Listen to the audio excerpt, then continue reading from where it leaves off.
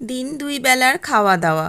কি রাঁধবো ভাবতে ভাবতেই মেয়ে এসে বলল, মা, গরম ভাতে খাওয়ার জন্য মাছের একটা খুব সুন্দর রেসিপি বানাও না প্লিজ।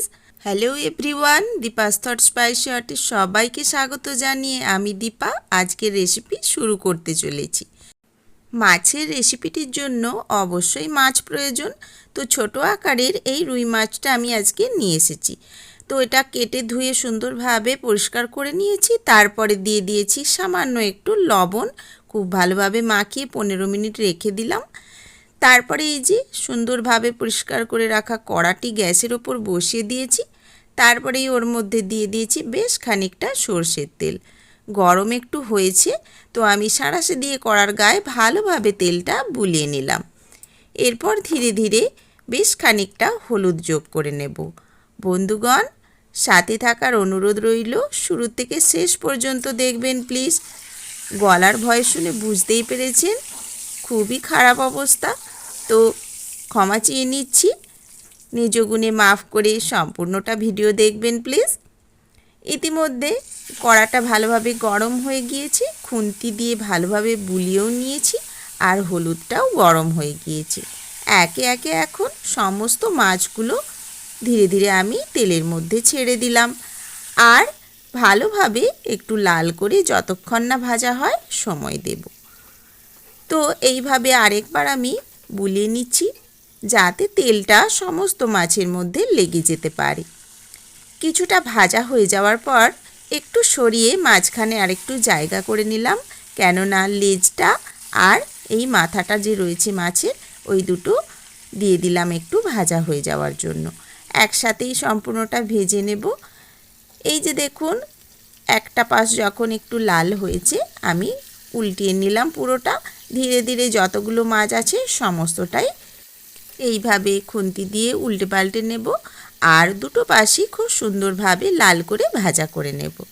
বন্ধুগণ, আপনারা সবাই সুস্থ আছেন তো? যা ওয়েদারটা হয়েছে, কখনো বৃষ্টি কখনো আবার গরম, তো এই অবস্থায় শরীর সুস্থ রাখা খুবই চাপের। তো যাই হোক, মাছগুলো ইতিমধ্যে ভাজা হয়েছে, আমি প্লেটে তুলে নিয়েছি। আর এই যে দেখুন, খুব ঝিরিঝিরি করে এখানে আমি কেটে নিয়েছি পেঁয়াজগুলো। আজকে অনেকগুলো পেঁয়াজ নিয়েছি, 4-5টার মতো পেঁয়াজ রয়েছে বড় আকারের। বাটাবুটি করে নিলেও হয়, কিন্তু আমি খুব মিহি মিহি করে সরু সরু করে পেঁয়াজগুলো কেটেছি। মাছ ভাজার পর যে তেলটা রয়েছিল সেই তেলের মধ্যেই সামান্য আর একটু সর্ষের তেল যোগ করে নিয়েছি, আর ওর মধ্যেই ফোড়ন হিসেবে দিয়ে দিলাম প্রথমে কালো জিরে, আর তারপরে লাল লাল পাকা পাকা এই কাঁচা লঙ্কা। সামান্য পেটটা ফাটিয়ে দিয়েছি, না হলে বন্ধুগণ তেল ছিটকে চলে আসবে। তো খুব ভালোভাবে এটা যতক্ষণ না ভাজা হয় আমি একটু সময় দিয়েছি। তারপরেই দেখুন, সমস্ত ঝিরিঝিরি আকারে কেটে রাখা পেঁয়াজগুলো আমি এই তেলের মধ্যে ছেড়ে দিলাম। এখন খুব ভালোভাবে নাড়াচাড়া করে এটাও একটু হালকা রং এসে যাবে ততক্ষণ ভাজবো। আর এপাশে আমি তো দেখেই নিয়েছি আগে, অনেকগুলো টমেটো খুব সরু সরু করে পাতলা পাতলা আকারে কেটে রেখেছিলাম। তো সেই টমেটোটা আর এই পেঁয়াজ সহযোগে আজকের রেসিপিটি বানাচ্ছি বন্ধুগণ।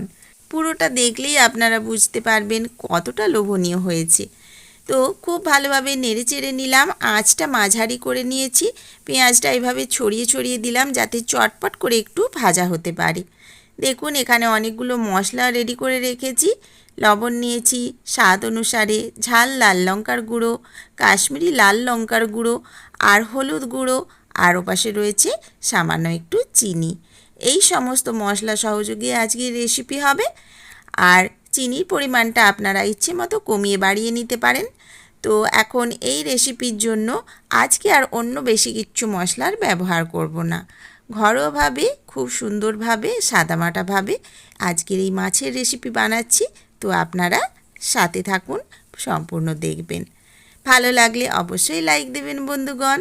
নতুন বন্ধুদের বলছি, তোমরা কিন্তু সাবস্ক্রাইব করো প্লিজ। দেখুন, এখন আমি নেড়ে ভেজে নিলাম, খুব ভালো একটা রং ধরেছে পেঁয়াজগুলো। লঙ্কাটার সাথে একটা সুন্দর কাঁচা লঙ্কার গন্ধও ছাড়বে। তো ইতিমধ্যে বেশ একটু নাড়াচাড়া হয়ে গিয়েছে, আর টমেটো সহ সমস্ত গুঁড়ো মশলাগুলো আমি ঝুপ করে ঢেলে দিলাম।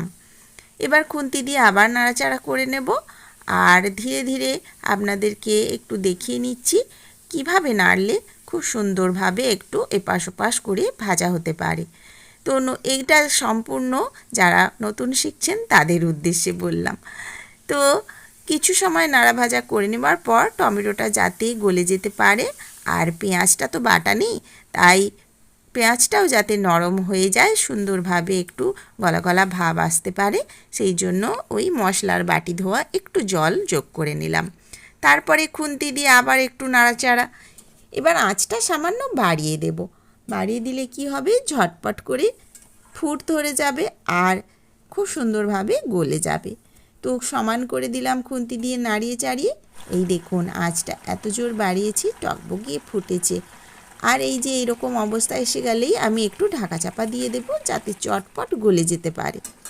খুন্তি দিয়ে আরও ভালোভাবে নাড়িয়ে চাড়িয়ে নিচ্ছি। প্রয়োজন হলে একটু খুন্তি দিয়ে চেপে চেপে টুকরো টুকরো করে দেব, মানে একটু থেঁতো মতো করে দেব। তো এখনও কিছুটা সময় তো লাগবে, তাই আমি এইভাবে একটু দেখিয়ে নিলাম। তারপরে সময় দেব একটু ঢাকনা চাপা দিয়ে, যাতে একটু গলে যায়। আর জলটাও শুকিয়ে নিতে হবে, কেননা এখনও রান্নার অনেকটাই বাকি রয়েছে। তেজ আঁচে টকবকিয়ে আমি ফুটিয়ে নিলাম। এইভাবে অনেকটা সময় পার হয়ে গিয়েছে। দেখুন এখন পরিস্থিতি এই রকম, খুন্তির আগা দিয়ে খোঁচাখুচি করা। তো আজকের রেসিপিতে অন্য কোনো মশলা যেহেতু দিচ্ছি না, সেহেতু এই টমেটোটাকে খুব ভালোভাবে কষিয়ে নিতে হবে বন্ধুরা, কেননা এই পেঁয়াজ আর টমেটো কষার কাছেই মাছের ঝালের স্বাদ আসবে। তো বন্ধুগণ, আপনারা বাড়িতে অবশ্যই বানিয়ে খাবেন আর বলবেন কতটা লোভনীয় হয়েছে। ইতিমধ্যে অনেকটা টাইম চলেও গিয়েছে, অনেকটা গলা গলা ভাব এসেও গেছে, এই যে দেখুন, কিন্তু এখনও কমপ্লিট হয়নি। টমেটোর কালার চেঞ্জ হতে বেশ বাকি রয়েছে। ইতিমধ্যে অনেকটা পরিমাণ জল শুকিয়ে গিয়েছে, তাই এবার আঁচটাকে সামান্য কমিয়ে নেব বন্ধুগণ, না হলে না পুড়ে যাওয়ার একটা ভয় থেকেই যায়। আর তলার দিকে যদি ধরে যায় তো এই রান্নাটি একেবারে খারাপ হয়ে যাবে, আর আমরা সেটা চাই না। তাই সব সময় খেয়াল রাখতে হচ্ছে, আর ঘন ঘন খুন্তি দিয়ে নাড়াচাড়া করতে হচ্ছে। এই দেখুন জল তো প্রায় শুকিয়ে গিয়েছে, এবার টমেটোর রঙটা পরিবর্তন হওয়ার অপেক্ষা, সেই জন্য সময়ও লাগবে। আর এইভাবে খুন্তি দিয়ে আমাকে নাড়াচাড়া করতেই হবে। বন্ধুগণ, রান্না মানেই অনেকটা ধৈর্যের ব্যাপার, আর ভালোবেসে যত্ন সহকারে যদি রান্না করা হয়, স্বাদটা খুবই ভালো লাগে। আচ্ছা বন্ধুরা, আমি আজকে এখানে কালো জিরে ফোড়ন হিসেবে যোগ করেছি।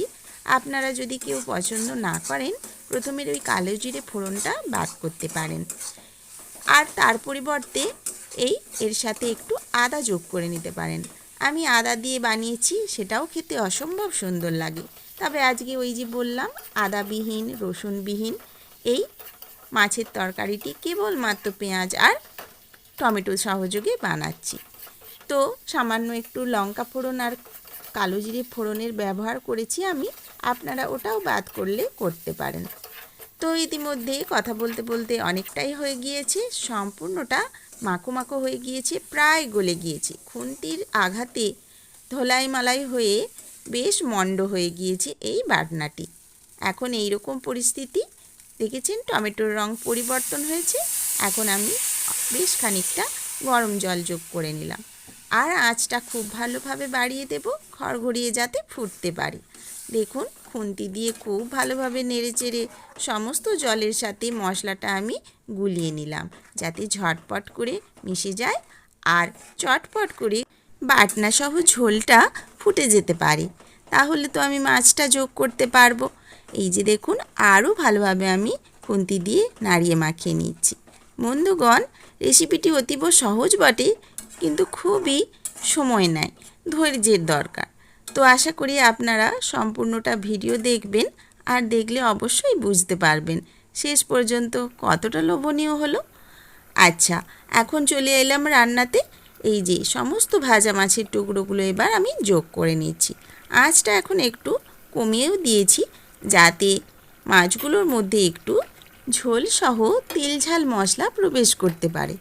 জানেন তো বন্ধুগণ, এইভাবে মাছের ঝাল বানালে আমার মেয়েও পছন্দ করে আর আমারও খেতে খুবই ভালো লাগে। গরম গরম এক থালা ভাত এই মাছের ঝাল দিয়েই খাওয়া হয়ে যায়। তো ইতিমধ্যে ঢাকা চাপা দিয়েছিলাম আর বেশ কিছুটা সময় রান্না হতে সময় দিয়েছি। এই যে দেখুন শেষের পথে রান্নাটি। আলতোভাবে মাছগুলো উল্টিয়ে নিলেও হয়, কিন্তু আমি আর সেই রিস্ক নিলাম না, যদি ভেঙে যায়। তো হালকাভাবে একটু নাড়িয়ে নিলাম। এখন এবার এর মধ্যে আরও উপকরণ যোগ করতে হবে। তার আগে একটু দমটা বাড়িয়ে দিলাম। এতটা ঝোল আজকে প্রয়োজন নেই, একটু মাখো মাখো বানাবো, তাই আরও একবার ঢাকা চাপা দিলাম আর আঁচটা বাড়িয়ে নিলাম। তবে কিন্তু হ্যাঁ, ওই লক্ষ্যটি রাখতে হবে, কেননা তলায় ধরে যেতে পারে। তো দেখুন কিছু সময় বাদে আবার আমি একটু ঢাকনা খুলে নিলাম। এখন সম্পূর্ণ হয়েছে, এর থেকে আর আমি ঝোল কমাবো না, কেননা গরম কড়ার মধ্যে থাকলে একটু পরে আপনা থেকেই ঝোলটা বসা বসা হয়ে যাবে। দেখেছেন তো কত সুন্দর হয়েছে এখন দেখতে। সব শেষে আঁচটা এবার যখন বন্ধ করে নেব, তারপরে একটি উপকরণ যোগ করব। সেটা কি বলুন তো? এখানে আপনারা ইচ্ছে হলে এক ফালি লেবুর টুকরো চেপে রসটা দিয়ে দিতে পারেন। আমি কিন্তু আজকে ওটা দেব না, আজকে আমি অন্য জিনিস মেশাবো। আর জানেন তো, সচরাচর আমি এটা মাছের তরকারিতে প্রায়ই দিয়ে থাকি। কিছুই তেমন নয় বন্ধুরা, এই যে বাড়িতে থাকা কাঁচা সর্ষের তেল, যেটা দিয়ে শুরুর থেকে রান্না হয়েছিল, সেটাই রান্নার শেষে আবার একবার যোগ করে নিলাম। কাঁচা তেলের যে গন্ধটা রয়েছে, বিশেষত সর্ষের তেলের, গরম গরম ভাতে খুব ভালো লাগে। সর্ষের তেলের এই ঝাঁঝালো গন্ধটা ঠান্ডা লেগে মাথা ধরলেও তা ছাড়িয়ে দেয়। দেখুন কিছু সময় ঢাকা চাপা দিয়ে রেখে দিয়েছিলাম, তারপর খোলার পর সমস্ত রেসিপিটি কমপ্লিট হয়ে যাওয়ার পর এই রকম দেখতে হয়েছে। লাগছে না বন্ধুগণ বেশ লোভনীয়? এইবার আমি কিচ্ছু করব না, এইভাবে রেখে দেব আর গরম গরম ভাতের সাথে খেয়ে নেব। এইবার সুন্দর করে ভাতের মধ্যে এই মাছ ঝালসহ, মানে গা মাখা ঝালসহ পরিবেশন করে নিচ্ছি আর মা মেয়ে শান্তিতে তৃপ্তি ভরে খেয়ে নিচ্ছি। আজকে আর সেরম কিছু বানাইনি বন্ধুগণ। পাশে একটুখানি আলু সেদ্ধ, মানে যেটা আলু চোখা বলা হয়, প্লেন একদম সাদামাটা, কাঁচা লঙ্কা নয়। আজকে একটু সর্ষের তেলের মধ্যে শুকনো লঙ্কা ভেজে এই আলু সেদ্ধটা মাখিয়েছি। আর এই গরম গরম ভাতে গরম গরম মাছের তেল ঝাল, টমেটো পেঁয়াজের তেল ঝাল বানিয়েছি রুই মাছ দিয়ে। রেসিপিটি কেমন লাগলো অবশ্যই জানাবেন। ভালো লাগলে লাইক, শেয়ার আর কমেন্টস করবেন। আমার সাথে থেকে উৎসাহ বাড়ানোর জন্য সবাইকে অসংখ্য ধন্যবাদ। এইভাবে প্রতিদিন আমার পথ চলাটা একটু একটু করে সুগম করতে থাকুন বন্ধুগণ। পরবর্তী অধ্যায়ে নতুন রেসিপি নিয়ে আবার নতুনভাবে হাজির হয়ে যাব। ততক্ষণ আপনাদের সবাইকে অনেক ধন্যবাদ। আজকের মতো টাটা, সবাই ভালো থাকবেন। গরম গরম সাদা ভাতে সুস্বাদু এই মাছের ঝাল, শুকনো লঙ্কা টমেটো এসে রংটা করেছে বেজায় লাল। লাল সাদার এই যুগ্ম প্রকাশে চোখটা পেয়েছে শান্তি। এখন চটপট করে পেট পুড়ে খেলে দূর হয়ে যাবে ক্লান্তি।